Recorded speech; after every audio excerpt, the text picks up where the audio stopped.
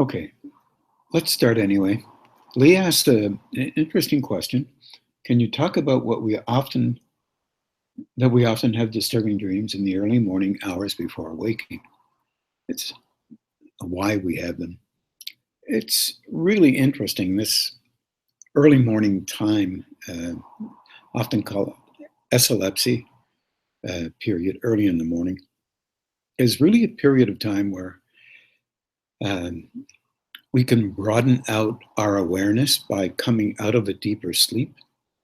And sometimes the only thing that will pull us out of a deep sleep, because we're really basically very tired and, and not exceptionally refreshed, is that we have a kind of a nightmarish or a very uncomfortable dream, which will pull us up to the surface toward the upper part of the alpha state. Uh, and we can try to manage our being partly in the beta state, partly in the alpha state, where another state, so-called spiritual state or higher state, can actually deposit some form of information to us, whether it be in an image form or a word form, so that we might be able to either see it or hear it. Then, in theory, be able to grab a pen and write it down. There's a little bit of a problem there too, because we normally don't sleep with pens in our hands and books at our side, although some do. And so what happens then if there's a problem with that particular little stage, 3-stage engagement, then what will happen is you'll get a dream to wake you up, and at the same time, the dream should be paid attention to because it's only symbolic.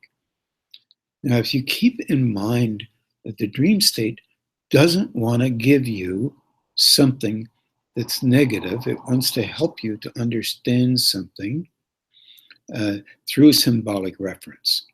A symbol is really very valuable. That's why often poetry can stimulate internal uh, responses that aren't even attached to the poem, but they're kind of daydreamish kinds of symbols or expressions in our mind, in the mind states, that if we can grab onto them in our conscious, so-called conscious states, then we can have a reference point to relative higher states.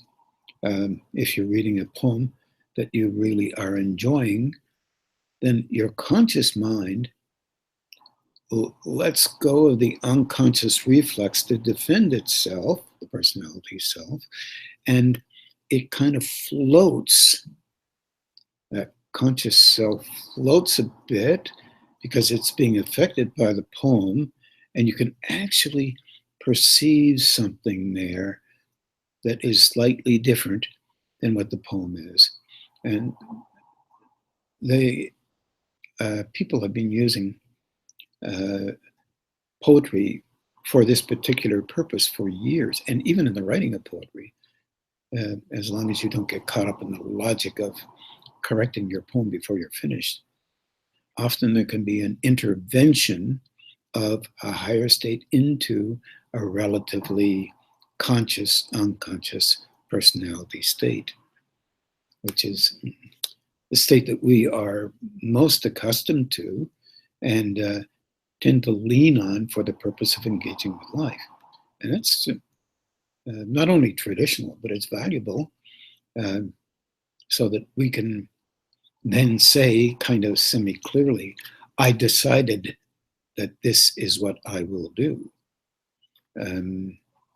Sometimes we do decide, and sometimes there's a reflexive engagement with a higher state that appears as if, now I'm mixing this up, I know, with the early dream state and that epileptic state, But nonetheless, it does occur while we're awake, and also while we're asleep. So in this particular case, um, write down your dream, Lee. At the same time, mm, don't only focus on the dream before you write it down, but kind of try to soften down the emotion that probably comes with it, and see if you can notice anything else, because you're right there at that point, still connected. That unconscious conscious personality state wants to come in really strong and react to the dream. And at the same time, if you can slow that down a bit, just by talking to yourself, and easy, easy, easy. This is a dream. Just say that. This is a dream. Okay, easy does it. It's a dream. Easy, easy. And see if you can notice any other inflections of a higher state during that very small period of time that you might have. It might be helpful. Give it a try, and let us know how that goes. Okay. Jen has come up with a zoomer of of a question, and I'm going to pass this over to this side, and theoretically I can read it. I'm not going to read it all. I'm going to give you kind of an idea of what she's trying to say here. She's been having some difficulty waking up between 2:30 and 5, roughly. And it sometimes stops her from being able to sleep, get enough sleep. And she tries to do a number of things, one of them meditating. And she has various sensations going through her body energetically, and I would assume. And the body seems extremely on, which means, in fact, it's awake. It's sensitive to whatever's going on in and around you, as well as the personality body itself, which is there, and you are reacting to it emotionally and mentally, trying to make sense of it. During these bouts, I'm sometimes able to get up and meditate, other times lay in bed and redirect and ask for transmutation and healing, to return the energy from wherever it's coming from.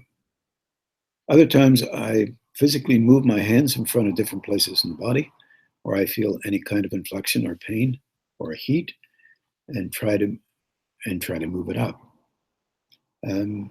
While she was meditating this morning, she tried laying her hands directly on her body and tried to imagine and feel the responses internally moving up, and she calls that pain. And she feels the increase in heat in her hands, and noticed that if she was patient, I could feel a shift or a dissipation of the energy or the pain. The first aspect of being experiencing a lot of difficulty getting restorative sleep, and I'm wondering about how energy affects sleep, and what to do when you can't seem to get any.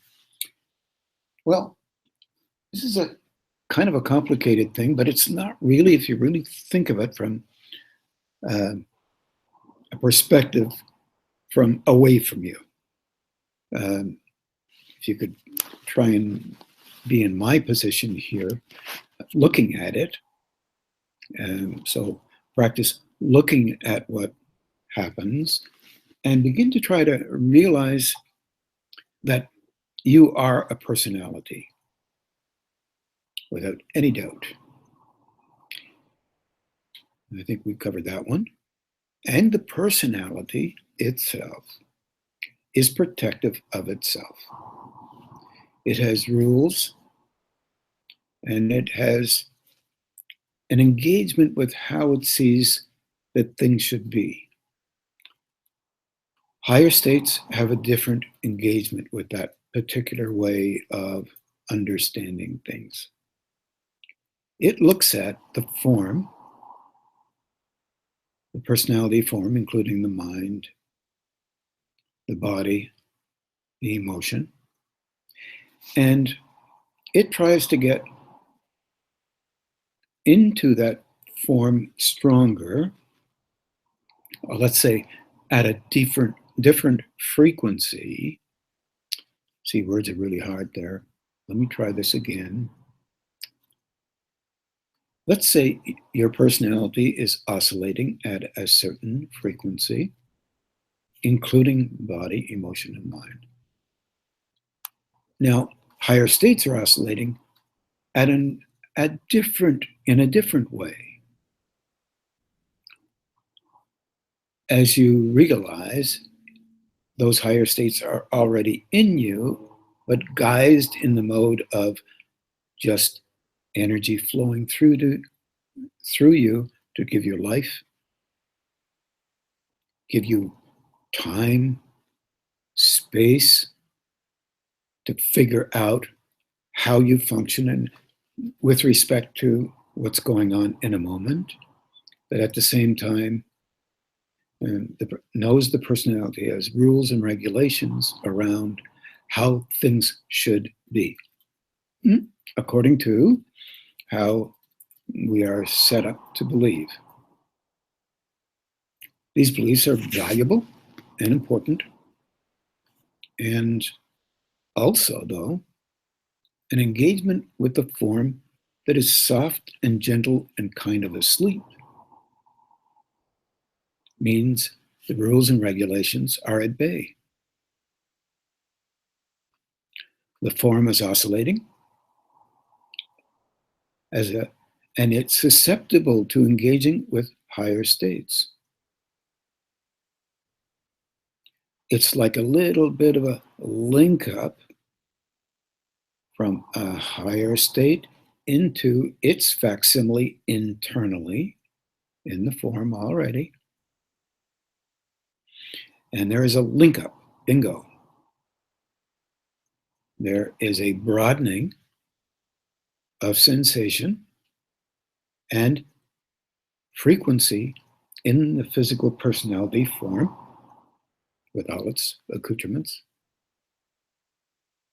And the rules and the reflexes to defend the rules suddenly start engaging because they're not trained to soften down and slowly become aware that the higher states are in there and slowly back away from the great need to protect and understand that the rules and regulations that we already believe are only part of us, not all of us.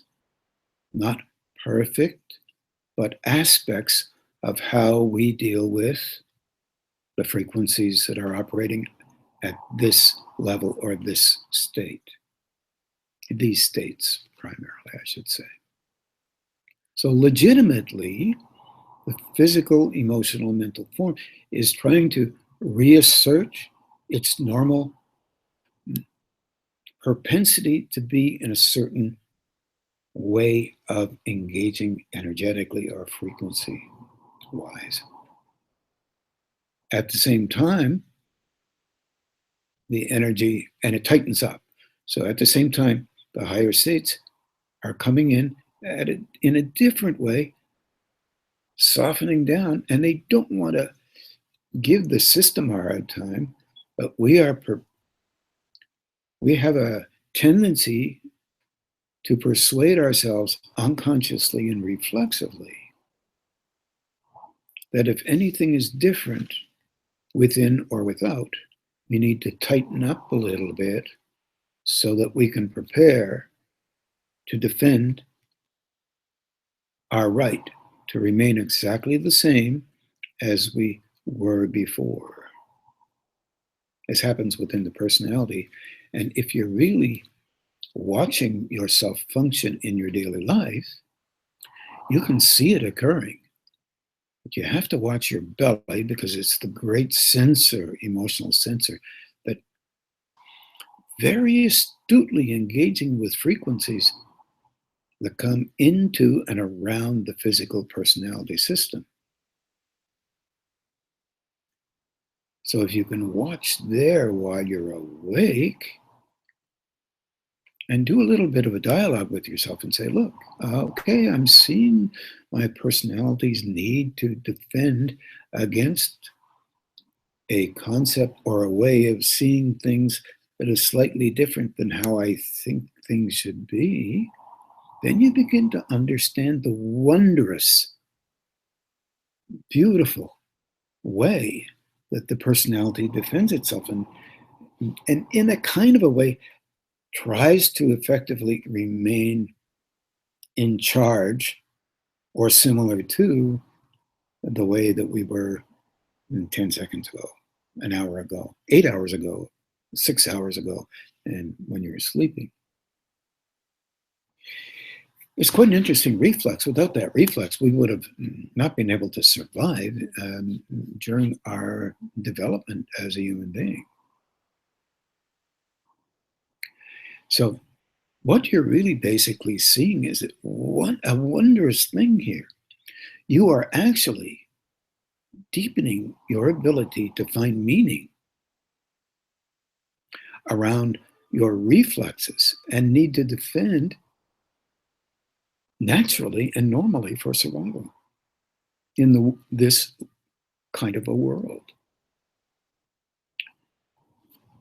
The physical body tightens up tremendously if it's under any kind of a stress that the emotions align with, that seems to be so different than how you were before that it might actually change you somehow. Unknown how, but somehow. Therefore, there is a tremendous tightening of the physical form and the emotional disposition, reflexively, not consciously. So part of the wondrous precept of the Buddha